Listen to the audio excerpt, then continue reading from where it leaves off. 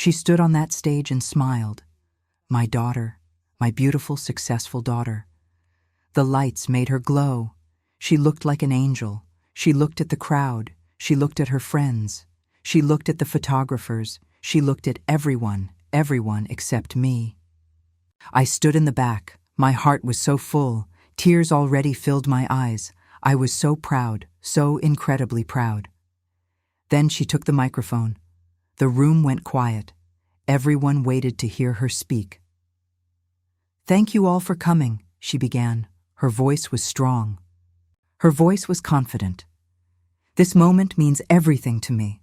I smiled through my tears. My baby girl, all grown up. 4 years ago, I started this journey.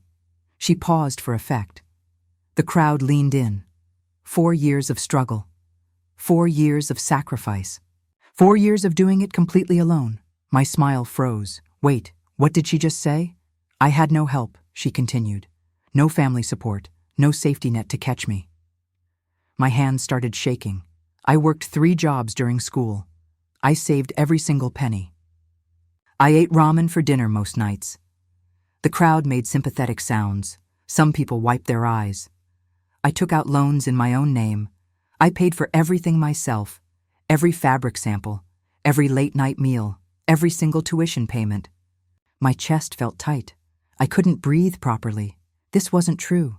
None of this was true.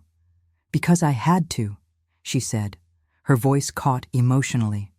I had no choice. My family couldn't afford to help. The room was completely silent, hanging on every word. So I did it myself. I built this dream with my own hands, with my own sweat and tears, with my own money. People started clapping, slowly at first, then louder, then thunderous. They were standing now, a standing ovation, for my daughter, for her lies. She smiled wider. She wiped away a tear, a perfect, calculated tear. "Thank you," she said softly. "Thank you for believing in me when no one else did." The applause grew even louder. I stood completely frozen. My purse slipped from my hand. It hit the floor. No one noticed. No one looked my way. I bent down slowly, picked it up with trembling fingers. My throat was closing. My eyes were burning. But I couldn't cry here. Not in front of everyone. Not while they celebrated her. Her beautiful, terrible lie. Let me go back. Let me tell you everything so you understand what I felt, so you understand why it broke me. My name is Claire Bennett. I'm 43 years old. I live in Millbrook, a small town 2 hours from the city, the kind of town where everybody knows your name, and your business, and your struggles. I've lived here my whole life. I worked 2 jobs. Actually, I've worked 2 jobs for 20 years. During the day, I waitress at Ruby's Diner, the same diner I worked at in high school. The vinyl seats are cracked now. The coffee machine breaks every other week, but the tips are decent, and Ruby, the owner, is kind to me. At night, I clean offices downtown. 3 buildings on rotation. I start at 10 p.m., I finish around 4 a.m., then I go home. Sleep 3 hours. Wake up, do it all again. My body aches constantly. My feet throb every night. My lower back screams when I bend over, but I never complained. Not once, because I had a reason to keep going. My daughter, Olivia Marie Bennett. She just turned 22 last month. She's everything I ever dreamed of. Smart, beautiful, talented. Her father left when she was 3. His name was David. I don't like saying his name anymore. It tastes bitter in my mouth. He left on a Tuesday morning. I remember because it was raining. Olivia had a cold. She was coughing all night. I woke up to feed her medicine. David's side of the bed was empty. His closet was empty too. His toothbrush was gone. His wallet, his keys, his shoes, everything, just gone. No note on the table, no text message. No explanation at all. I called him 50 times that day. The phone just rang, and rang, and rang. He never answered. Not that day, not ever. I found out later he moved to California, started a whole new life, New wife, new kids, new everything, like we never existed. Like Olivia never existed. So it became just us, me and my baby girl, against the whole world. I promised myself something that day. She would never feel abandoned again. She would have everything she needed, everything she wanted, everything I never had. No matter what it cost me, Olivia was special from the start, even as a tiny girl. She drew pictures constantly, dresses, shoes, handbags. Her imagination was endless. She cut up old curtains. She sewed them into doll clothes, crooked stitches and mismatched buttons. But she was so proud. Look, Mama, I made fashion. I hung every single piece, on the fridge, on her walls, everywhere. You're going to be a designer someday, I told her. You think so? Her eyes were so bright. I know so, baby, and I meant it. I saw the spark in her, the drive, the passion, the talent. She just needed a chance. When she was 15, she entered a contest, a young designer competition at the county fair. She worked on her entry for 2 months, a blue dress with silver embroidery. She stitched every single sequin by hand. Her fingers bled from the needle pricks, but she didn't stop. She won first place. The look on her face that day, pure joy, pure pride, pure magic. I'm really going to do this, Mama. I'm going to be a real designer. I know you are, sweetheart. I'm going to make you proud. You already do, I whispered, and I meant every word. High school flew by. Olivia took every art class available. She made costumes for school plays. She designed dresses for prom. Other girls paid her. Small amounts, but something. She saved every dollar in a jar. For design school, she said. I smiled when she said it, but inside, I was terrified. Design school was expensive, very, very expensive. The good ones cost tens of thousands per year. I had maybe 3,000 in savings, total, for my entire life. But I didn't tell her that. I just kept smiling. You'll get in, baby. I know it. Senior year, she applied to 5 schools. Her top choice was Ashford Design Institute in the city. The best fashion school in the state, maybe the best in the region. Professional designers taught there. Students got internships at major brands. Graduates got real jobs in the industry. It was her dream school. The application fee alone was $200. I worked extra shifts to cover it. Then we waited. 3 months of waiting. Olivia checked the mailbox every single day. She was so nervous, she barely slept. What if I don't get in, Mama? Then you'll try again next year. But what if I'm not good enough? You are, baby. You're more than good enough, I said it firmly, because she needed to believe it, and because it was true. The letter came on a Thursday. Olivia called me at work. She was screaming, Mama! Mama, I got in! I almost dropped a tray of plates. You what? I got in! I got accepted! Customers stared at me. I didn't care. I started crying right there. Oh my God, baby. Oh my God, I'm going to design school. Yes, yes, you are. We both cried and laughed. Ruby hugged me tight. Your girl got in? She got in, I sobbed. That's wonderful, Claire. It was wonderful. It was a miracle. It was everything. Until I opened the financial aid letter. It came 3 days later. I sat at the kitchen table. My hands shook as I read it. Tuition, $42,000 per year. Room and board, $15,000 per year. Books and supplies, $3,000 per year. Total, $60,000 per year for 4 years. I did the math slowly. $240,000 total. My stomach dropped. I felt sick. How could I possibly afford this? My 2 jobs together made $38,000 a year. Before taxes, I had bills, rent, food, insurance. I had nothing left, nothing close to this. The financial aid offer was a joke. $5,000 in grants, $20,000 in loans, in Olivia's name. That still left $35,000 per year, uncovered.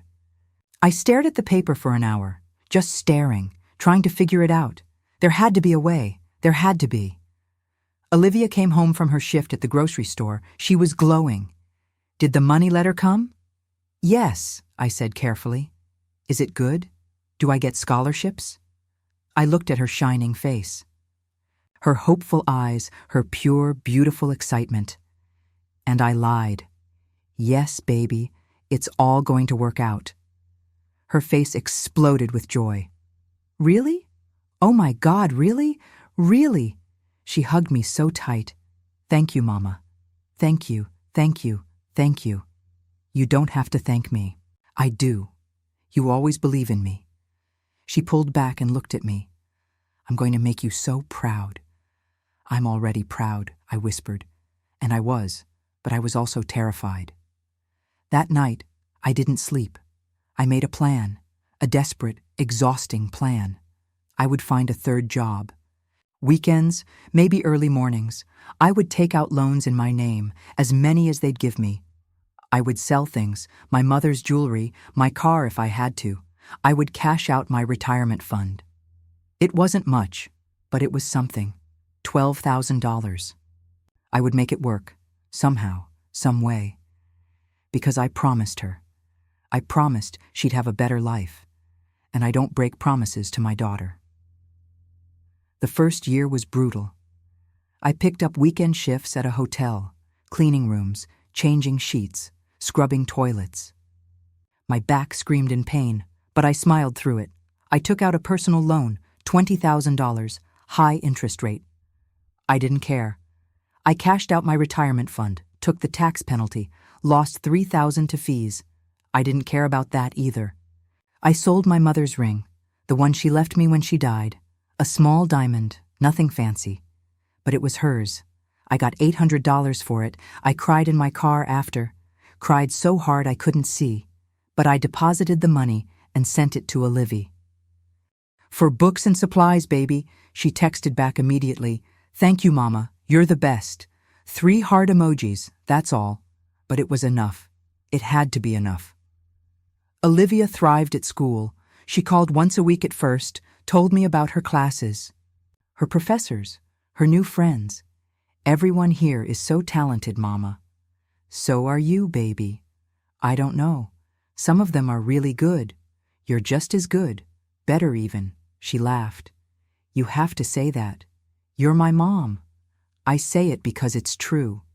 By second year, the calls got shorter, once every 2 weeks. She was busy, projects and deadlines. I understood. I missed her voice, but I understood. I worked more, slept less, stopped buying new clothes, wore the same 3 uniforms on rotation, stopped going to the doctor. Couldn't afford the copays anyway. Stopped eating out. Even fast food was too expensive. I made rice and beans most nights. Sometimes just rice. My body got thinner. My face looked older. I saw it in the mirror, but I didn't care. Olivia was thriving. That's all that mattered. Third year, she needed money for a study abroad, a 2-week trip to Paris, fashion capital of the world. It's an amazing opportunity, Mama, but it costs $4,000. My heart sank. That's a lot, honey. I know. But everyone's going. Everyone? All the serious students. Serious students. She needed to be a serious student. Okay, baby, I'll figure it out. Really? Oh my God, thank you. I figured it out. I took out another loan, $5,000 this time. The interest rate was even higher. I didn't look too closely at the terms. I couldn't. I just signed. And sent her the money. She sent photos from Paris, the Eiffel Tower, the Louvre, beautiful cafes and streets. She looked so happy, so alive. Best experience of my life, she texted. I'm so glad, baby. And I was. Even though I ate plain oatmeal for a month, even though I couldn't pay my electric bill on time, even though I cried myself to sleep, I was glad, because she was happy. Fourth year was the hardest, her senior collection. The culminating project, the thing that would launch her career. I need to make it perfect, Mama. You will, sweetheart, but the fabrics I want are expensive. How expensive? $3,000 for materials. And I need to hire models. Another $1,000. And the runway show fee. Another $1,500. I did the math. $5,500. I didn't have it, not even close. My credit cards were maxed out. My loans were crushing me. I was behind on rent, behind on everything. I sat in my car after work, and I broke down, completely broke down. I couldn't do it anymore. I had nothing left, nothing to sell, nothing to borrow against, nothing. I was empty. But she needed me. So I did the one thing I swore I'd never do. I called my sister, Rita. Rita married a doctor. Big house, fancy car, expensive everything. She always looked down on me. Still working at that diner, Claire? Still living in that tiny apartment? Still struggling? She said it with pity, but also with judgment, like my life was a failure, like I chose this. I hadn't spoken to her in 2 years, not since she forgot Olivia's birthday, but I had no choice now. I drove to her house, a huge place on the nice side of town. She answered the door in silk pajamas. At 2 p.m. "Claire, what are you doing here?" "I need to talk to you." She looked annoyed, but she let me in. We sat in her pristine living room, white couches, glass tables, everything looked expensive. "What do you want?" she asked. Not, "How are you?" Not, "Is everything okay?" Just, "What do you want?" "I need to borrow money," I said quietly. She actually laughed.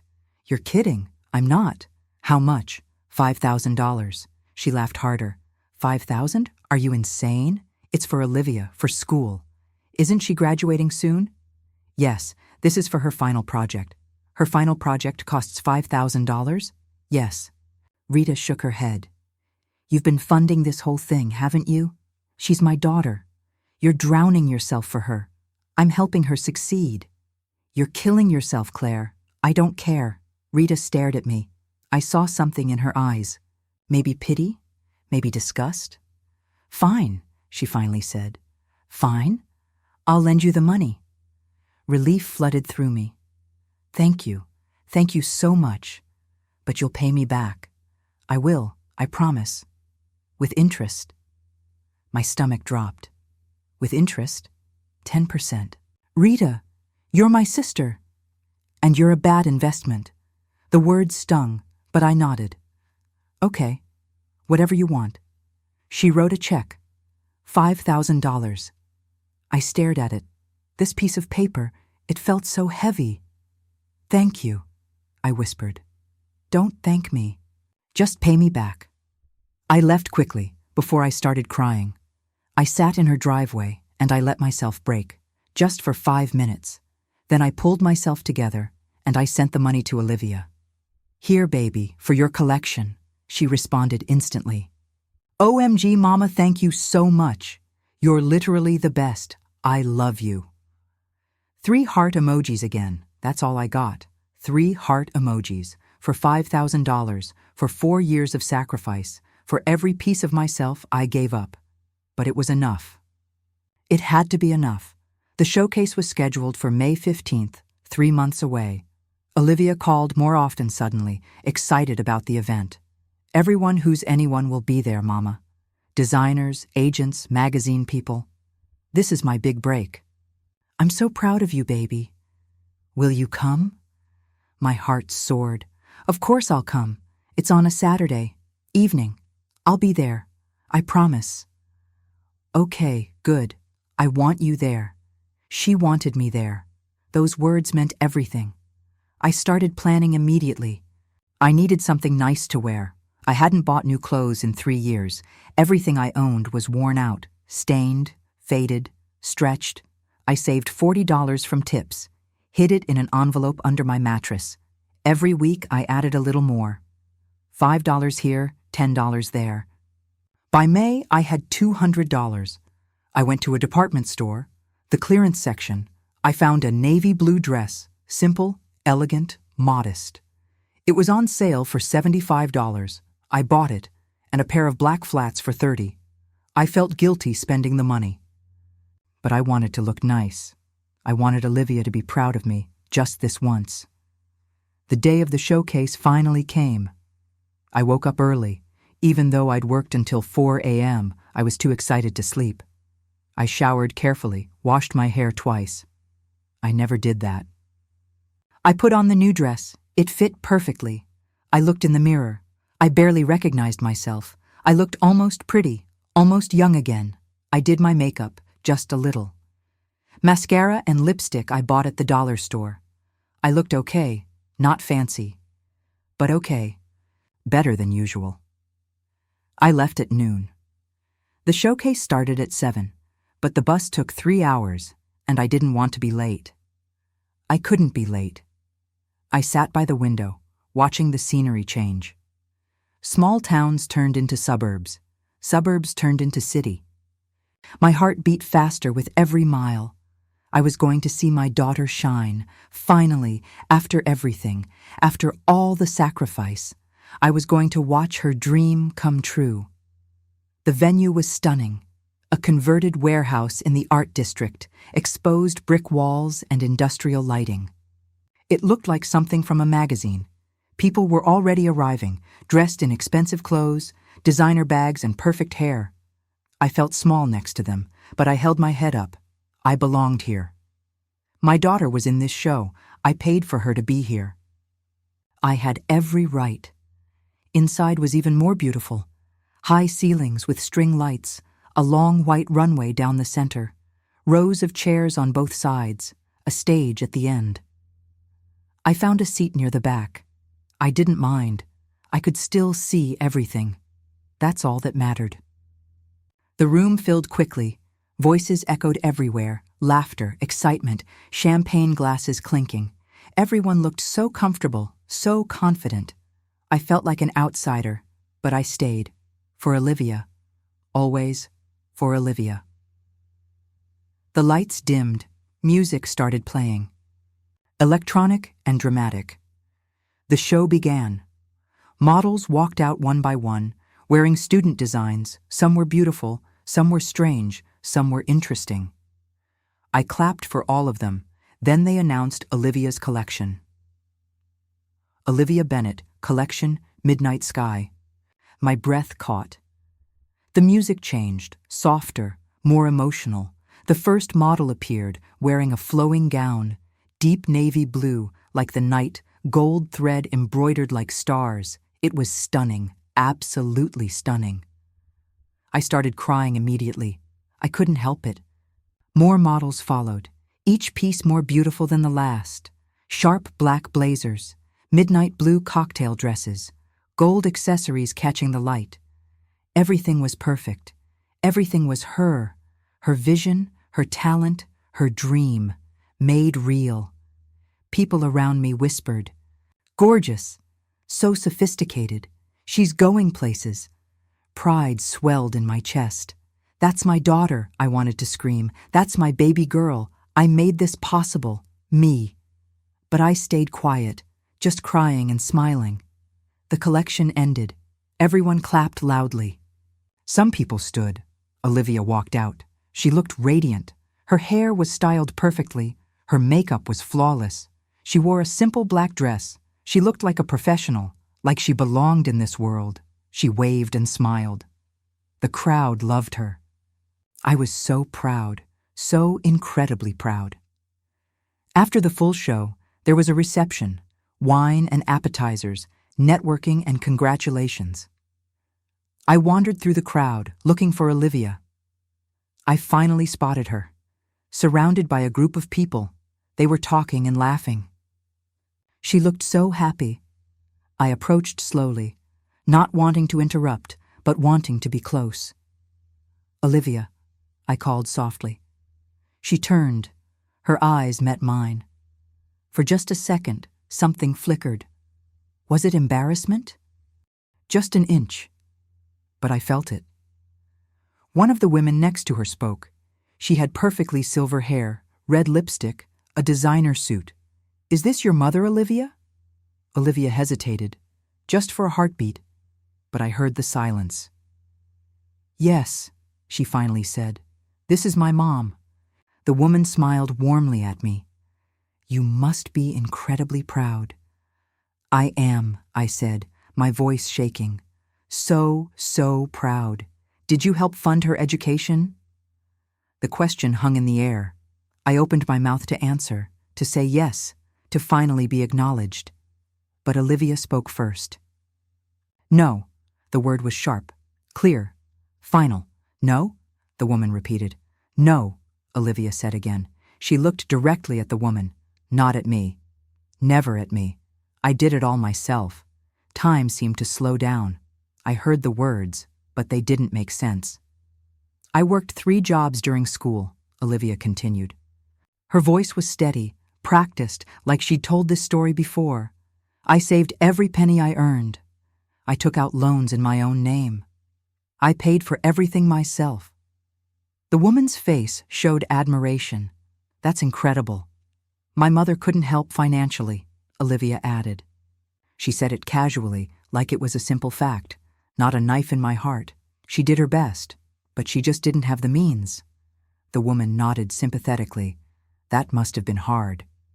It was, Olivia said, but it taught me resilience. She smiled. That same controlled smile. I learned to do everything alone. Other people nearby had turned to listen. They were drawn to her story, the struggling artist, the self-made success. How inspiring, someone said. You're so strong, another added. A real role model for independence. They surrounded her with praise, with congratulations, with admiration, and I stood there, 2 feet away, completely invisible. My whole body felt cold, my hands were shaking, my vision blurred with tears. I wanted to scream. I wanted to tell them the truth. Every single sacrifice, every loan, every missed meal, every sleepless night, every piece of myself I gave. But my voice was gone, trapped in my throat, choking me. A woman I didn't know touched my arm gently. You must still be very proud, she said kindly. Even if you couldn't help. I looked at her, this stranger with kind eyes, and I nodded. Because what else could I do? Yes, I whispered. Very proud. But inside, I was dying. Olivia glanced at me briefly. Her eyes were cold, empty. Mom, I'm really busy right now. Maybe we can catch up later? It wasn't a question, it was a dismissal. Of course, I heard myself say. You go ahead. She turned away immediately, back to her admirers, back to her lies. I stood there for another moment, but I couldn't breathe. The room felt too small, too hot, too full of her betrayal. I walked toward the exit, slowly at first, then faster. I had to get out. I had to leave, before I completely fell apart. I made it outside. The cool evening air hit my face. I walked half a block, found a bench, and I collapsed onto it. The tears came then, all at once. Violent, gasping sobs. My whole body shook. People walked past. They stared. But I didn't care. I couldn't stop. How could she do this? How could she erase me? After everything I gave, after everything I sacrificed, I worked myself to the bone for her. I went into debt for her. I sold my mother's ring for her. I gave her everything, everything. And she threw me away like garbage, like I never existed, like I never mattered. I cried until I had nothing left, until my throat was raw, until my eyes were swollen. Then I just sat there, empty, hollow, broken. The showcase had been my moment too. I thought it was our moment, but she made it only hers and wrote me out completely. I checked my phone eventually. One text from Olivia, sent 20 minutes ago. Sorry I was so busy tonight. Hope you had fun. Talk soon. A heart emoji, that was it. No apology for the lie, no acknowledgement of what she did, just casual words, like nothing happened. Maybe to her, nothing did happen. Maybe she'd told the lie so many times. She actually believed it. I stared at the message, and I didn't respond. For the first time ever, I didn't respond to my daughter. I sat on that bench until after midnight, watching the city move around me, cars passing, people laughing, life continuing, while mine fell apart. Finally, I walked to the bus station. I sat in the harsh, fluorescent light, waiting for the last bus home. It didn't leave until 2 a.m. I didn't care. I had nowhere else to go when I finally got home. The sun was starting to rise. I walked into my tiny apartment, still wearing the new dress, the one I bought to make her proud. I looked at myself in the mirror. The makeup was smeared. My eyes were red and swollen. The dress was wrinkled. I looked destroyed. I felt destroyed. I took off the dress carefully, hung it in the closet. I would never wear it again. I couldn't. It would always remind me of this night, of her betrayal, of the moment I became invisible. I lay in bed as the sun came up, staring at the ceiling, not sleeping, just existing. And I realized something. I had lost myself completely. Somewhere along the way, in all the sacrifice and giving, I had disappeared, and my own daughter hadn't even noticed, or worse. She had noticed, and she didn't care. That thought hurt most of all. She didn't care. I wasn't worth acknowledging. I wasn't worth the truth. I was just an embarrassment, a shameful secret, the poor mother who couldn't afford, better left unmentioned, better erased. The tears started again, quiet this time, just falling, soaking my pillow, and I made a decision. I wouldn't reach out anymore. I wouldn't call first. I wouldn't send money. I wouldn't pretend everything was fine. For the first time in 22 years, I would put myself first, even if it meant losing her, because I'd already lost her. She just hadn't bothered to tell me. 3 days passed. I went to work. I came home. I said nothing to anyone. Ruby asked if I was okay. "You look tired, honey." "I'm fine." "You sure?" "I'm sure." But I wasn't fine. I was shattered. Olivia texted twice. "Hey, Mom, checking in." "How are you?" I didn't respond. The words sat there unread. Well, read, but unanswered. On the 4th day, my phone rang. Olivia. I stared at it. Let it ring. It went to voicemail. She didn't leave a message. She called again 10 minutes later. This time I answered. "Hello? Mom?" Finally. "Why haven't you been answering?" Her voice was annoyed. Not worried. Annoyed. "I've been busy," I said flatly. "Too busy to text your own daughter?" The irony. The absolute irony. "Yes," I said simply. Silence. "Okay," she said slowly. "Anyway, I have amazing news." Of course she did. "What is it?" "Remember that woman at the showcase? The one with silver hair?" I remembered. I remembered everything. "Yes. She's a senior designer at Maison Lavelle, a huge fashion house. She wants to hire me." Her voice was electric with excitement. "That's wonderful," I said. My voice was empty. "Mom, do you realize what this means?